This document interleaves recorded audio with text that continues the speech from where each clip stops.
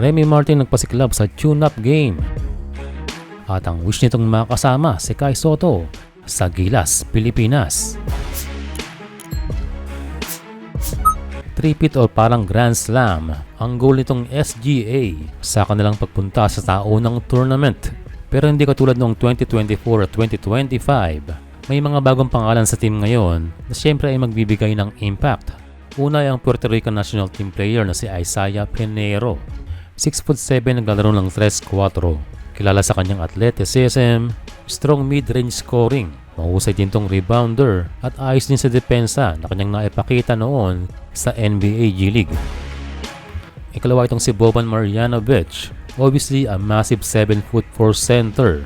Napaka-high percentage ito sa ilalim. Kulang man sa lateral at foot speed itong si Boban. Tumagal to sa NBA nang dahil sa kanyang efficiency sa low post. Sa katunayan, kaya tayo natalo noon sa OKT sa Serbia. Ayun ay dahil sa paggamit ng tama kay Boban. Nahirapan nga siyang pigilan noon nila Kai at Kwame. So literal na big advantage itong si Boban kapag na-utilize ang tama ni Coach Charles Chu.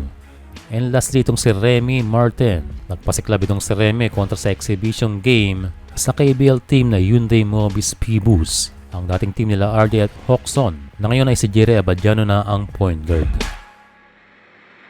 Kalakasan ni Martin ang kanyang elite na speed, explosive na first step, creative na finisher at passer na siguradong makikinabang si Boban Marjanovic at ibang big man ng SGA.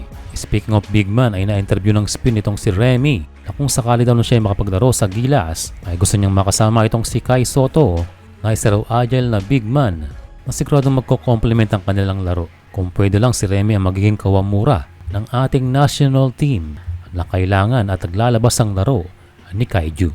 Ngayong Jones Cup ay makikita natin at pagkakataon ni Remy na ma-showcase ang kanyang skills na ewan ba natin na hindi napapansin ng Gilas.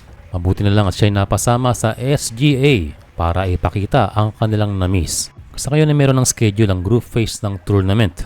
Unang makakalaban ng strong group ang South Korea na nirepresent ng KBL team na Wonju DB Promi. Ito ay pinangungunahan ng Filipino-American import na si Ethan Alvano. Magaganap ang kanilang game sa Friday, August 14 sa oras na 1 PM. Pagdating naman ng alas-3 ng Sabado ay Japan naman ang kanilang makakaharap.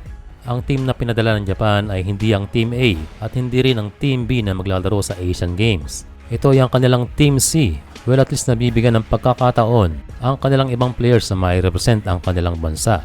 At ang third game ay sa August 16 sa Linggo. Kanilang makakaharap ang China Blue or sa usual na team ng Chinese Taipei. Sa ngayon ay wala pa sa website ang roster ng kanilang dalawang team.